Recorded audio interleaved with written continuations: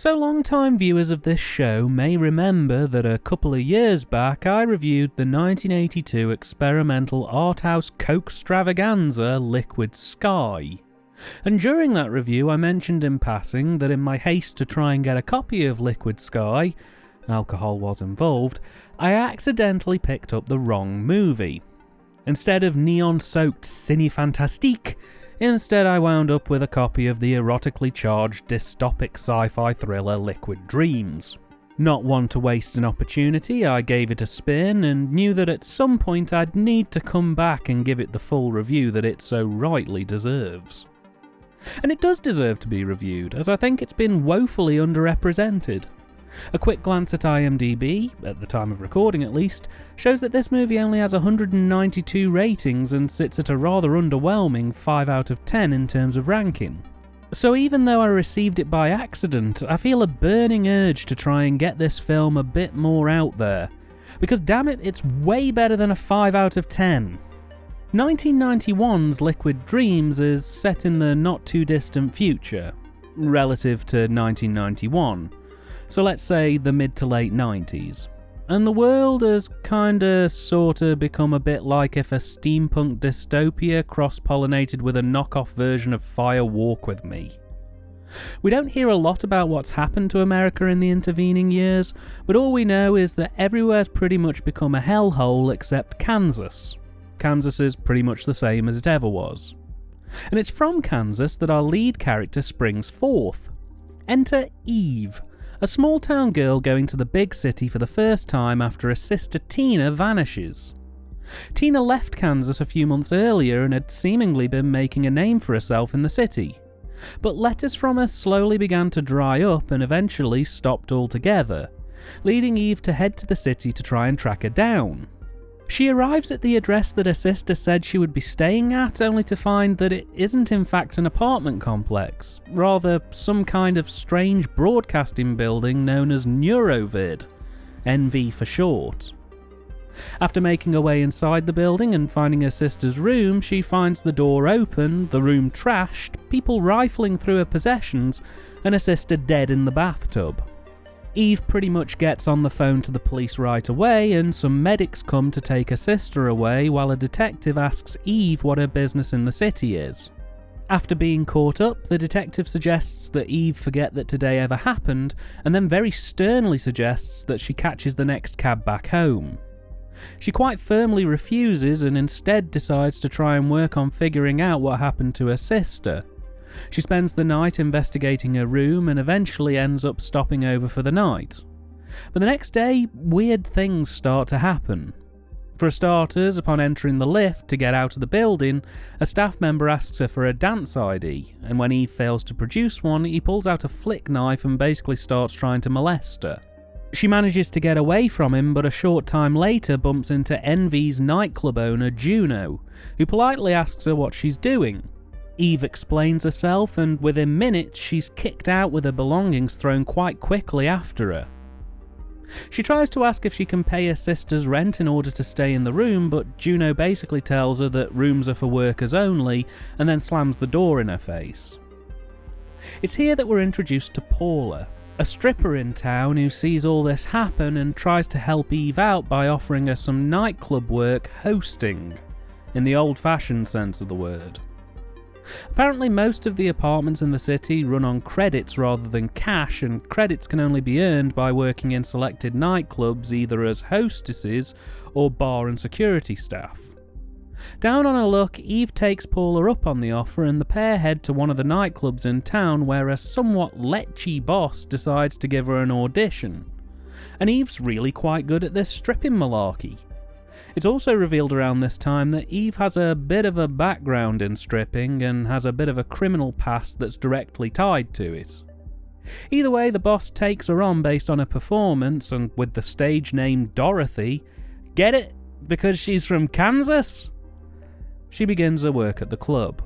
It's at this point that Eve begins to notice that most places in this town have TV screens that play NV footage, and while slightly curious, Eve inquires about why and what NV exactly is. The answer isn't entirely 100% clear. So, From what I can gather, NV stands for neurovideo, and it's effectively a stimulation tool. It's supposed to strip people of conservative dispositions, free their inhibitions, and make them a bit more relaxed and more open to, shall we say, new experiences. There's a headset that users can wear which sends out a pulse wave that reacts to the signal the TVs give off that can offer even greater stimulation, and that can lead to a terrifically sensual experience for the wearer, though it does come with some side effects. Prolonged usage of NV, while orgasmic, can lead to permanent neurological damage, as is the case with the custodian who works in Eve's building. But something just feels inherently off with NV, and Eve's determined to find out what. After working a few shifts with some of the grottiest men in the world, the detective returns to tell her that apparently her sister had all the markings and signs of an overdose. Eve doesn't believe him, but the detective says that without any concrete physical evidence to the contrary, there's nothing they can do. Eve says she'll get some physical evidence and heads back to work, where she meets Angel, played by... Oh no, Paul Bartel, run! This isn't your kind of movie! Oh no. Bartel plays Angel, a creepy pervert with a foot and neck fetish who basically tries to molest Eve until some security guard pulls him away. They take him to the back room and Eve spies in to see what happens. The guards beat the crap out of Angel before Juno comes in, kills the security guards, and then kills Angel.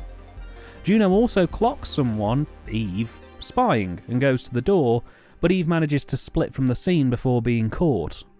Later that night, Eve is called to the back office, where a really rather unpleasant acting man says that he's seen her work, that he's very impressed, and that he wants to offer Eve an audition to appear on NV. She says she needs time to think about it, which makes Creepy Man go off like a bottle of pop, and he pretty much instantly accuses her of not taking her work seriously. She repeats that she needs some time to clear her head and think things through, and then heads home. Tired, she turns on the TV to check out this NV stuff again, and sees her sister performing in the video. She immediately calls the detective, who comes over, and after filling each other in about the backroom murders and life in general, the detective tells Eve that her sister didn't die of an overdose. It appears that she was drained through a small puncture on her neck. They still don't have enough evidence to arrest anyone yet though, so Eve bites the bullet and decides to go for the audition at NV. And honestly, anything I tell you about this film after this point will only really spoil what's ultimately a rollercoaster ride of weirdness, a third act reveal that sends this film over the railings and into full-blown sci-fi surreal absurdity, and a lot of uncomfortable seat shuffling and wonderfully eccentric performances. Now, I just want to clarify before I start gushing that I don't think that this is an astounding cinematic feat that needs to be seen to be believed.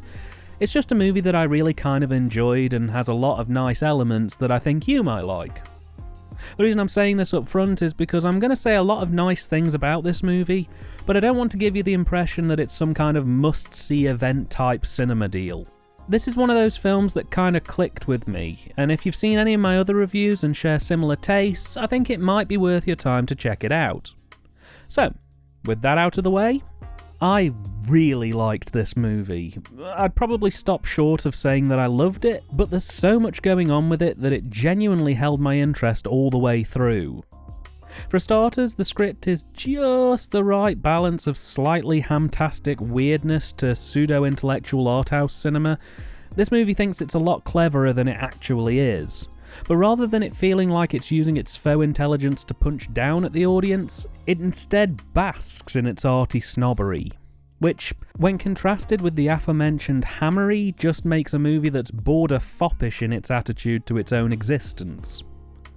There's some definite early influences from the grunge and steampunk scene here. Directors like David Lynch have clearly given the scriptwriters something to work with in terms of a vision. This film gives off intermittent Blue Velvet Twin Peaks vibes. And the entire third act feels like it's lifted pages from Society in terms of class and societal structuring, with large swathes of the script being thinly veiled attacks on the ruling or elite classes using their positions and status to literally harvest the poor and desperate by funneling them into situations where literally their bodies and their physical worth are all that's keeping them alive. Admittedly, it's those kind of angles and thin attacks on capitalism and consumerism that make me call it out for being a bit pseudo-intellectual. But that doesn't make it irritating by default. It just makes me giggle a bit at how deep this movie thinks it is.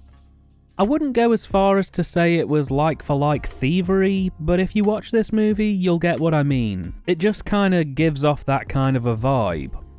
Structurally, it's fine. If I was splitting hairs, I'd say the latter half of the first act and the opening of the second act, around the time that Eve gets her first job as a stripper right up until her first audition for NV, is a little bit of a slow burner and does get a bit repetitive.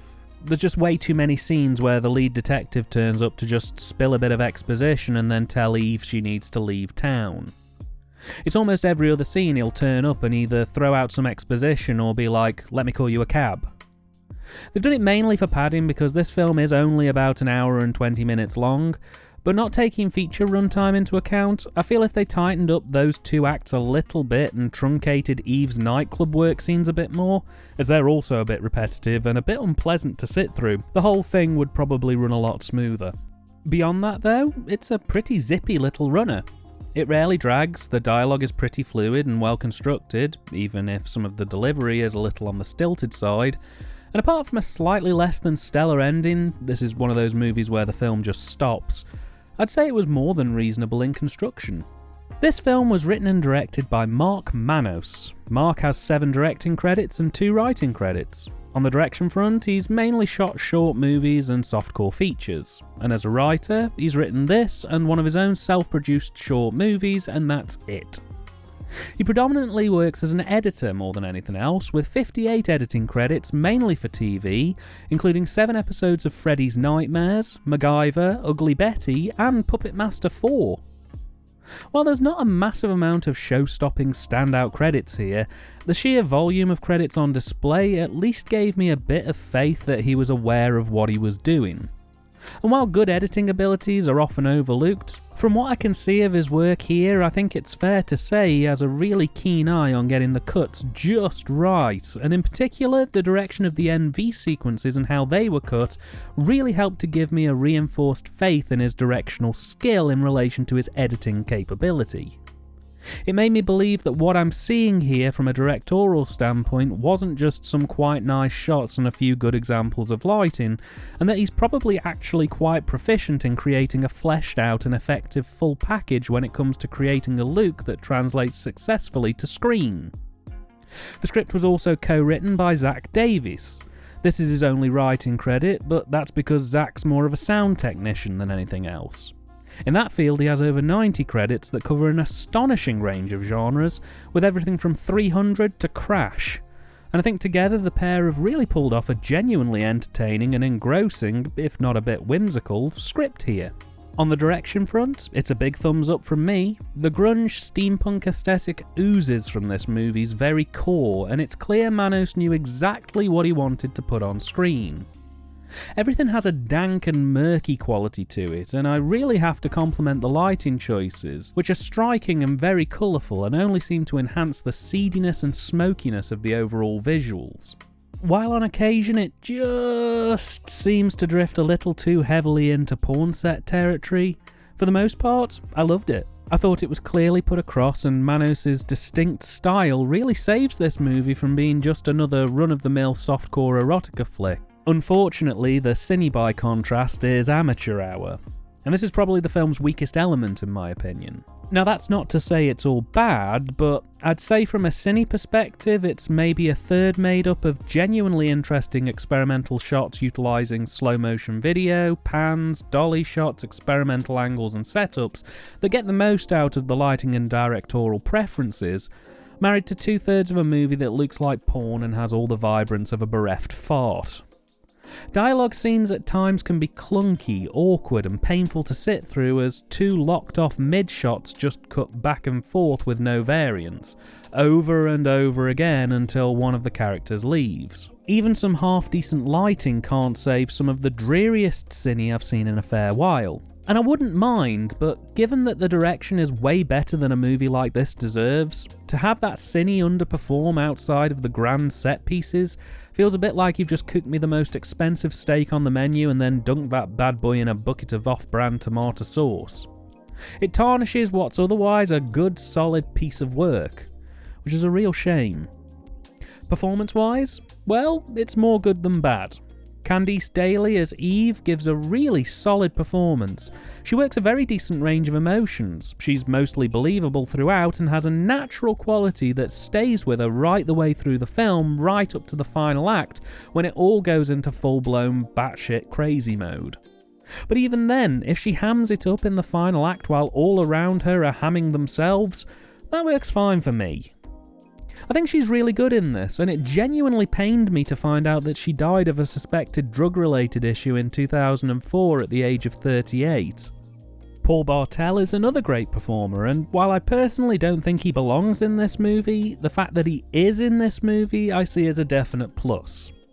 I know him mainly for nice if not stuffy or uppity type roles, so to see him play the most deranged of perverts was a very jarring experience that genuinely felt quite uncomfortable to me. Which I think is a real testimony to his performance. He's only in it briefly, but he's a definite highlight.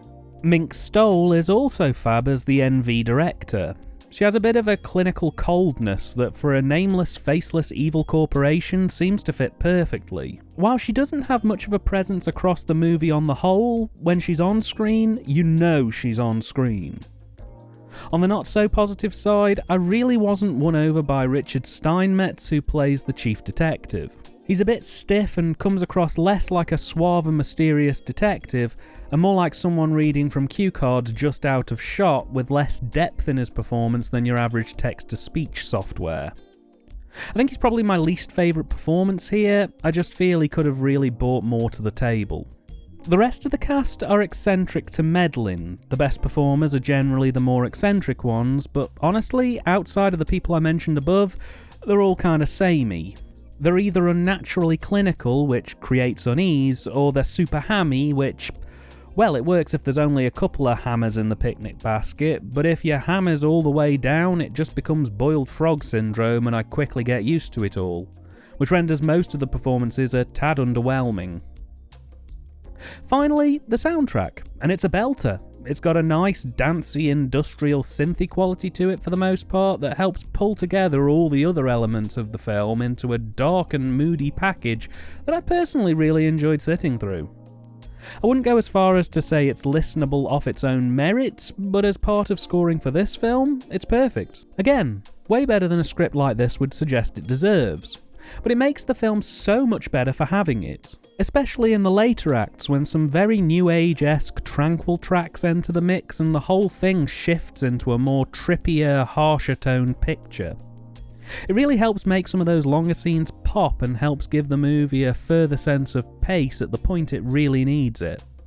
I don't normally do release histories for Red Triangle movies, but with this one, I've been pitching for its re-release on Blu-ray from the off, and with a release history like this, I think it's more than deserving of one.